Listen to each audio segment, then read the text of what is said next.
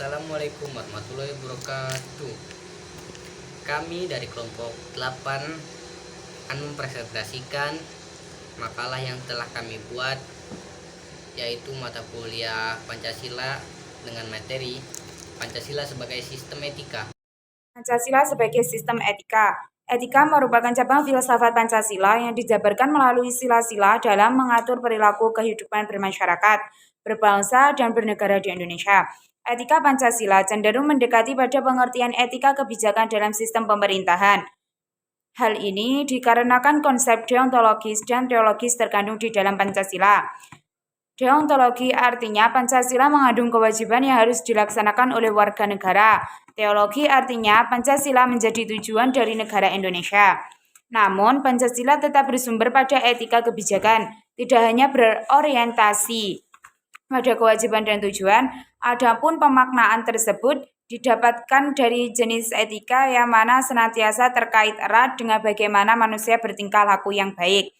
Etika bersifat universal, berbeda dengan etika yang berlaku pada tempat tertentu. Misalnya, adat bertemu orang Jawa berbeda dengan adat bertemu orang Batak. Etika mencangkup norma moral yang bersumber dari hati nurani demi kenyamanan bersama. Etika memiliki watak, sikap, adat, atau cara berpikir. Secara etimologi, etika mengandung arti ilmu mengenai segala hal sesuatu yang biasa dilakukan. Etika sangat erat kaitannya dengan kebiasaan dan tata cara hidup yang baik pada diri sendiri serta orang lain. Etika bertendensi dengan kata moral berarti berasal dari hati nurani setiap orang. Pada intinya, etika adalah struktur pemikirannya yang disusun guna memberi turunan kepada manusia dalam bersikap dan berperilaku. Latar belakang diperlakukannya Pancasila sebagai sistem etika. 1. Korupsi akan merajalela karena para penyelenggara negara tidak memiliki rambu-rambu normatif dalam menjalankan tugasnya. 2. Dekadensi moral yang melanda kehidupan masyarakat, terutama generasi muda, sehingga membahayakan keberlangsungan hidup bernegara. 3. Pelanggaran HAM dalam kehidupan bernegara di Indonesia ditandai dengan melemahnya penghargaan seseorang terhadap hak pihak lainnya. 4. Kerusakan lingkungan yang berdampak terhadap aspek kehidupan manusia.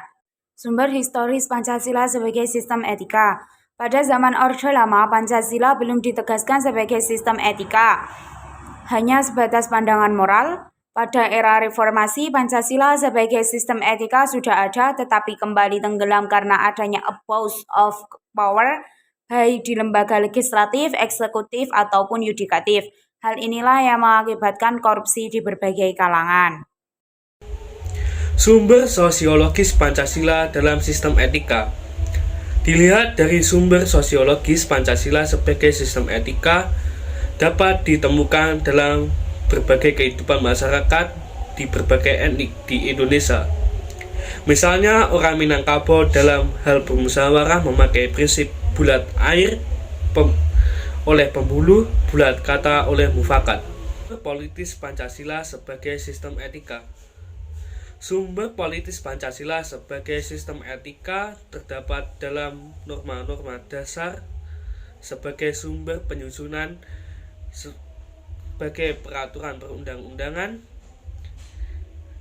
Pancasila sebagai sistem etika merupakan norma tertinggi dalam sifat abstrak, sedangkan perundang-undangan merupakan norma yang ada di bawahnya yang bersifat konkret.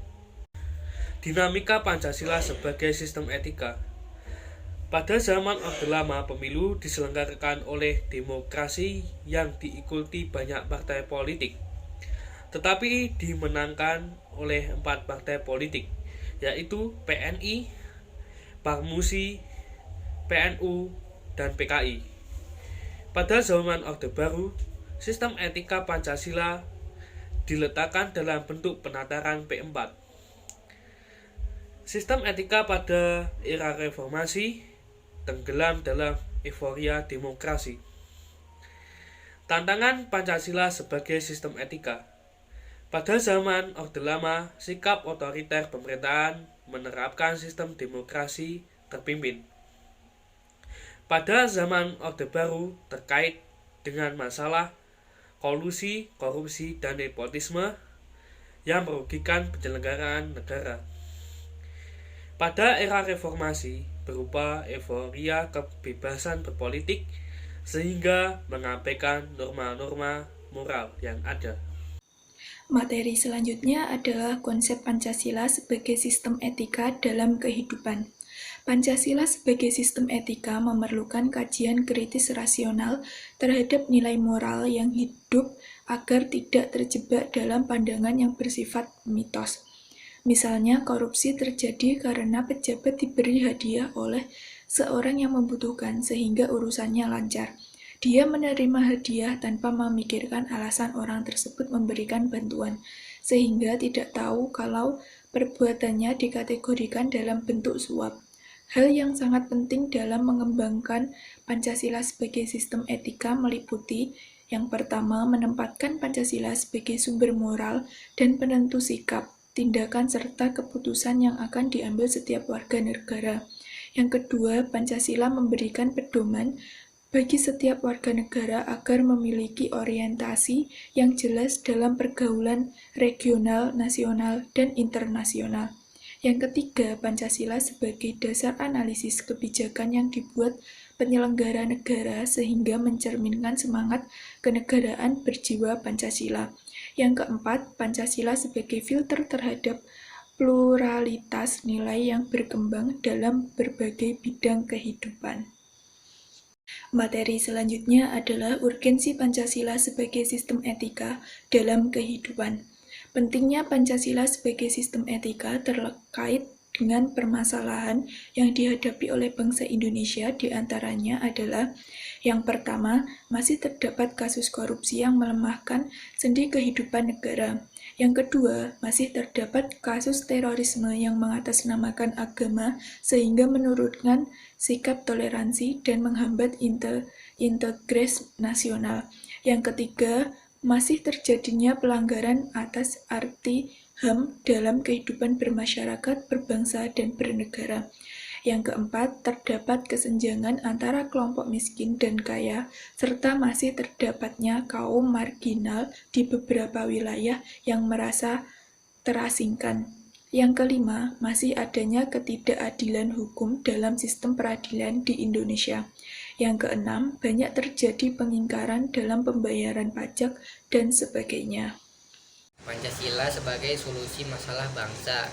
Sebagai dasar negara, Pancasila harus diposisikan sebagai asas dalam pengelolaan negara.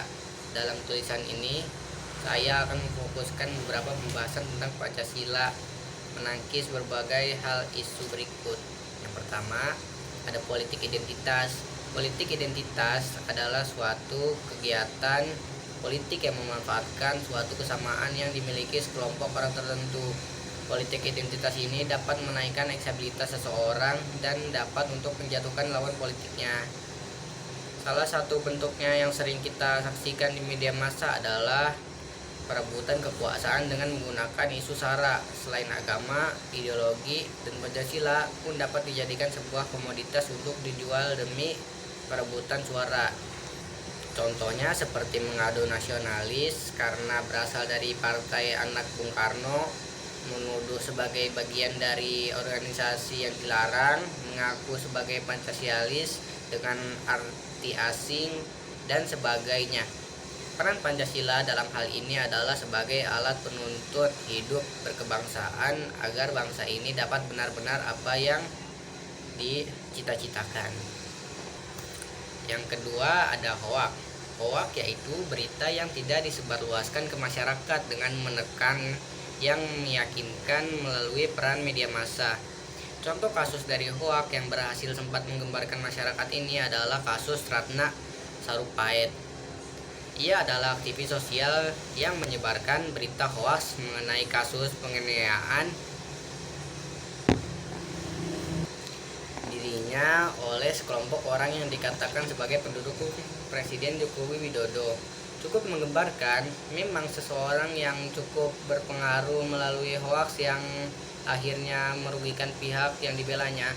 peran Pancasila dalam isu kebangsaan ini adalah sebagaimana yang disebutkan dalam sila kedua yang berbunyi kemanusiaan yang adil dan beradab. Yang ketiga ada peran media. Peran media sebagai alat untuk menyebarluaskan berita-berita terkini dapat dikatakan sebagai penting karena menjadikan bangsa ini ke arah positif maupun negatif. Lewat berita yang mereka sebar ke masyarakat luas, peran di sini akan sangat mempengaruhi pola pikir masyarakat. Kebanyakan karena bila media sudah menyebarkan hoaks yang sudah saya sebutkan, maka ini jelas Pancasila dalam menyelesaikan penyalahgunaan peran-peran media adalah sebagai landasan hukum yang kuat untuk menegaskan bahwa hoaks dapat merusak persatuan bangsa kita. Kita dapat melakukannya kembali, yaitu yang dapat dirangkul dari sila ketiga, yaitu Persatuan Indonesia. Selanjutnya yang keempat ada intoleransi. Intoleransi merupakan hal yang sering terjadi di masyarakat. Persoalan intoleransi bisa menyangkut agama, ras, ideologi, diantaranya lain-lain, antara nasionalis dengan Pancasila, Islam dengan Kristen, pribumi dengan Cina, lokal dengan asing, dan lain-lain. Intoleransi yang didasari dari diskriminasi ini semakin lama semakin tidak terkendali.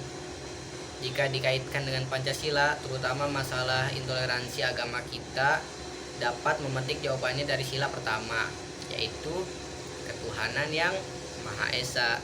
Esa di sini bukan berarti tunggal, melainkan berbudaya. Yang dimaksud adalah masyarakat yang hidup tanpa budaya, adanya egoisme agama.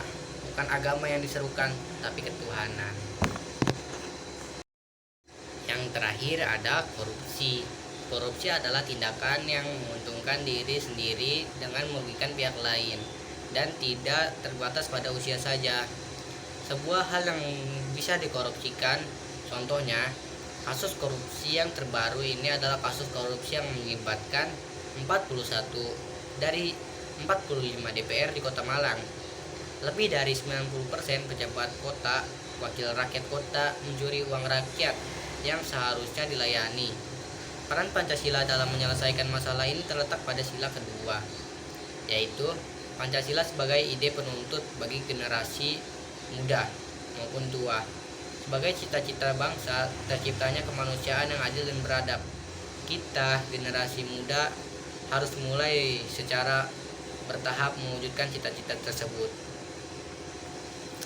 Sekian dari kelompok kami, kurang lebihnya mohon maaf. Wabillahi taufik wal hidayah. Assalamualaikum warahmatullahi wabarakatuh.